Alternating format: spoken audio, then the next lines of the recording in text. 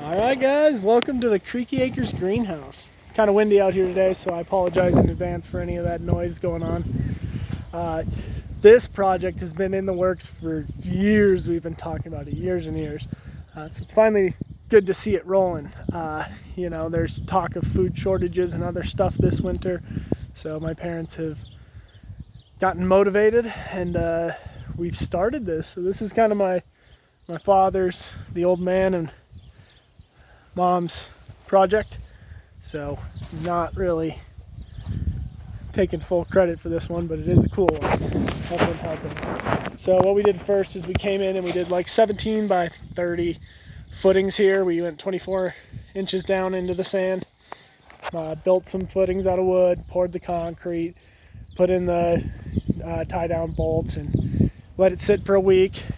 Backfilled it with this kick soil from I think it's Full Circle. Shoot, I should look that up and get you guys the real name of it. It's called Kick. It's a Tahoe-based compost, forest material, and other Tahoe-based stuff out of Gardnerville is where it comes from. Gardnerville, Nevada. So it's pretty good stuff. It seems a little dense, so I may add some diatomaceous earth. I like this stuff called Axis DE. It's compressed, so it's not like a powder, and then it kind of works more like a perlite. So it's aeration, and then it also does some of the pest, control with the exoskeletons getting cut up, or however diatomaceous earth works. I'm not really a scientist, but I try. And then now we've came through and we've put in our bottom plates, all pressure treated, bolted those down, and we've built our back wall, which is like 11 or 12 feet. And it's going to span over here to this 7.5 foot wall, and we'll have the walls made out of the double thick, or the double walled plastic, and we got 2x8 sheets of that stuff, and that'll just get framed inside of these studs here, and we'll be able to replace them if they need to be, or anything like that happens over time. So that should be good. And then we're going to do the corrugated plastic from Home Depot that goes on the roof, and that'll pitch off of there. That's basically the plan. And then we'll use this we're going to try and do it all year.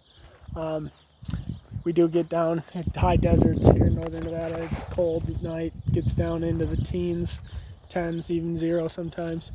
Not for long. It always warms up in the morning, but we do get pretty cold, so we'll see how much heat this thing's able to hold.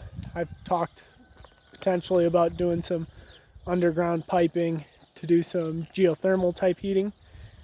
It might be a potential. I've seen some people do it, so we'll figure out what we're going to do, but we may just end up having a couple months where we're off. I'm hoping the banana trees and the lemon tree and everything can make it through the winter in this greenhouse, because in the previous winters they have been indoors with lights, so this would be their first time trying to spend it in a greenhouse.